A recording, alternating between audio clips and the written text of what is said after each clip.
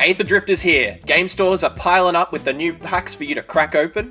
Did you hit any of these chase cards? We're going to be going through the cards that I think are the standouts of the set. It's not just going to be the mythic rare show. I'm going over a few commons and uncommons as well as some chase rares. But these are the cards that I think are going to have the most impact across all the ways you can play Magic the Gathering.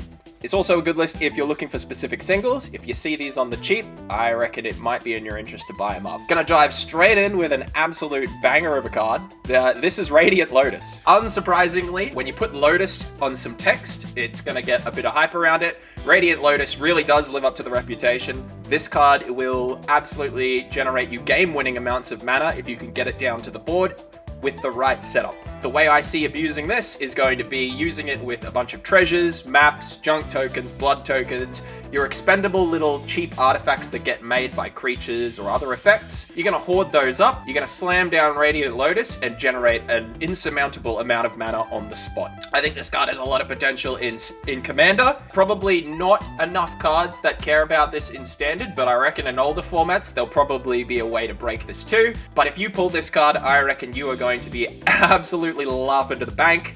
I certainly will be looking for this one. I don't fancy paying the arm and the leg this card will cost, so if you do grab it, lucky you. Next up, we have 3 cards that all have Exhaust. This is Afterburner Expert, Drakorion Engineer, and Loot the Pathfinder. These bad boys are probably the poster children for the Exhaust mechanic in the set. All 3 of these cards might go in the same deck together. Loot is probably one of the strongest commanders we've seen in ages. That guy can lightning bolt you. He can draw you a bunch of cards. He might as well do your taxes. He does so much stuff for you. And I think if you put him as your commander, your deck is just going to be so powerful. Drakorion Engineer and Afterburner Expert are like 2 homies. They synergize so well with each other. You will activate Drakorion Engineer's Exhaust ability for 1 mana to give everything haste, which will summon all your Afterburner Experts from your graveyard, and you're just going to swing with them and absolutely murder a fool. I also like the ability to make a dragon too. It's not just a goblin card. It's probably just going to be a really good card. Next up, we have Sub-Sunan, Luxa Embodied. This is the first god we're going to be covering today. There is another. You can probably guess which one if you are familiar with the set. But this one cares about 1/1 counters. Like the other gods, it is indestructible, meaning it is going to be a pain to remove.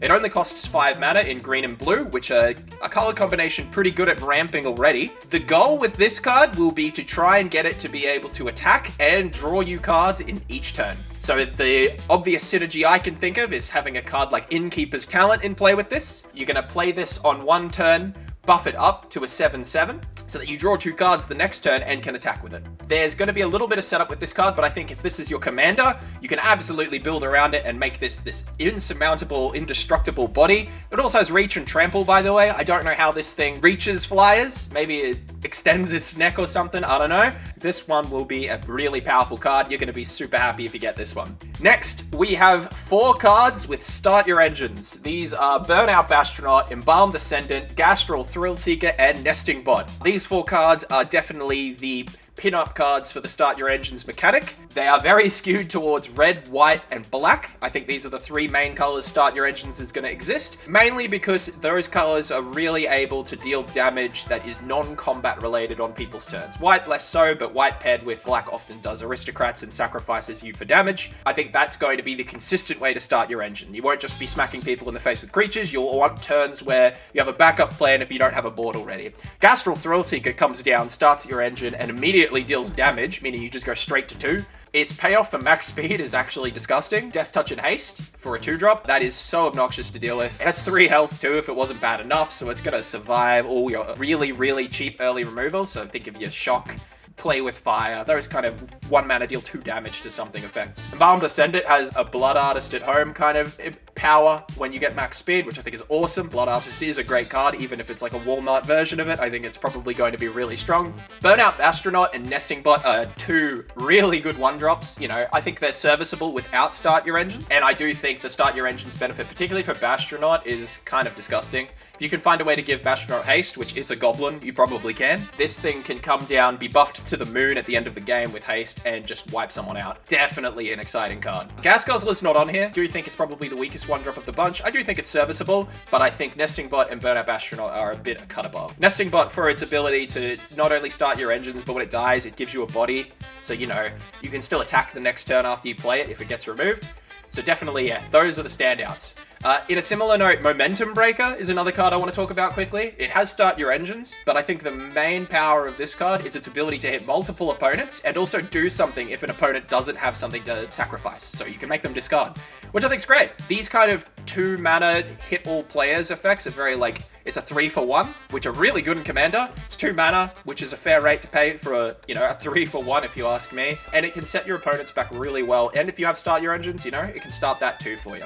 Marauding Marco and Monument to Endurance. These cards are amazing. They're both kind of like this discard synergy package. I think Monument to Endurance, by virtue of being colorless, will be a card you see everywhere. But Marauding Marco, I think, will be a really strong 1-drop, probably in constructed formats.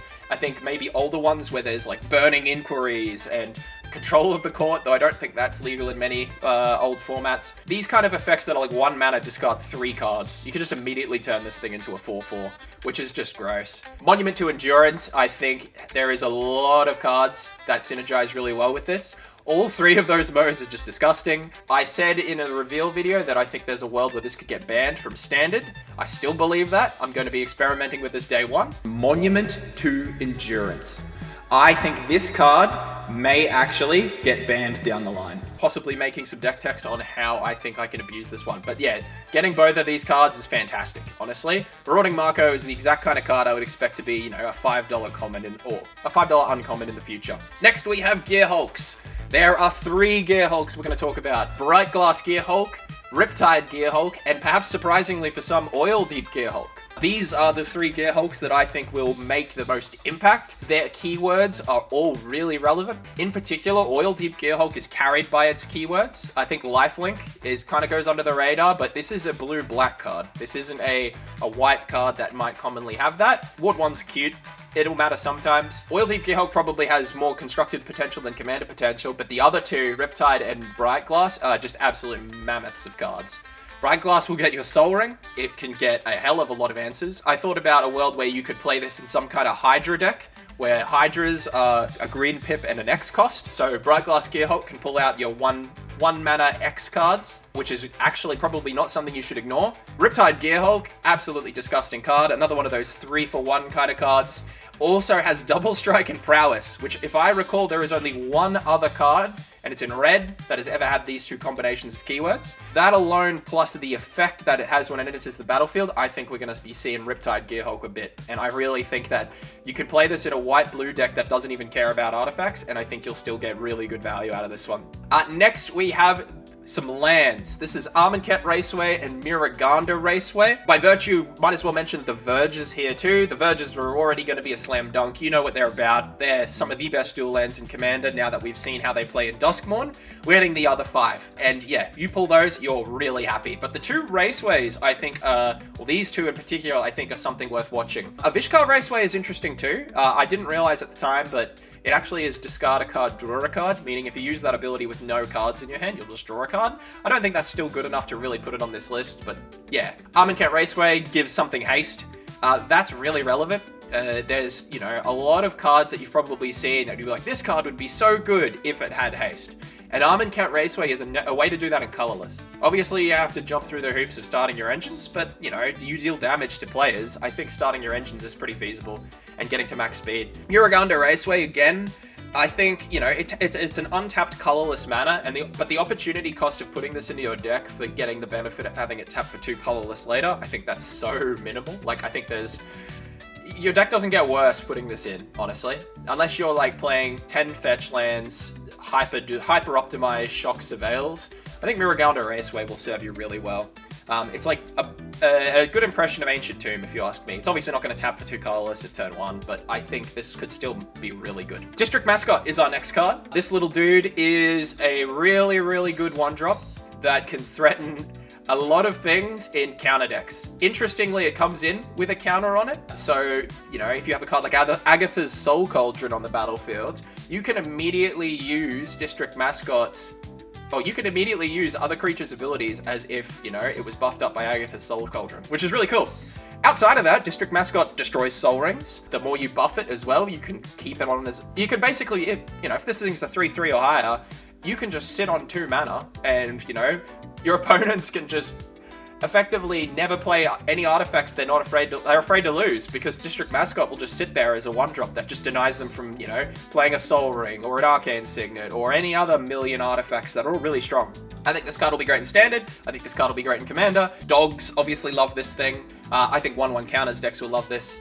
Absolute hit of a card. Then, the last card, Ketramos, the New Dawn. Yeah, this card does a lot. It also has Indestructible. It's a 3-mana card, so you're gonna get this out early. You can pull it out with cards like Helping Hand, so you can run some sort of wacky self-mill thing where you're milling out your cards and then using pulling out Ketramos. Maybe Azorius Oculus goes into Esper, because Oculus makes you exile 6 cards to cast it from your hand, which almost gets you there with Ketramos. I think that's really cool. There may be a potential world where that happens. We'll see. I think in Commander, Ketramos is an awesome commander. I think there's decks where you want to run him in your 99 as well. If you play an effect like Farewell or Sunfall, when Ketramos isn't on the battlefield, obviously, you basically fully stock him immediately. I think there is a lot of worlds where we see this guy. I like the fact he has lifelink too.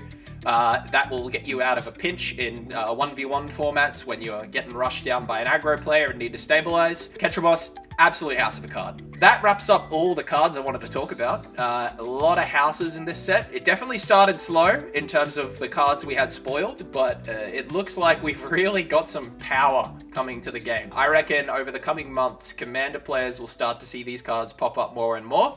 I think Constructed players will see these cards start to pop up in about a week. Time will tell, though, if my predictions hold true.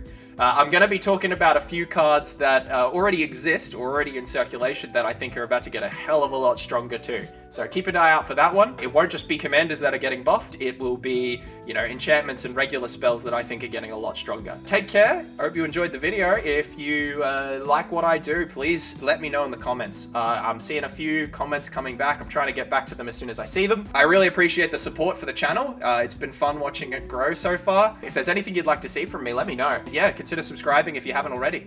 See you guys in the next one. Cheers.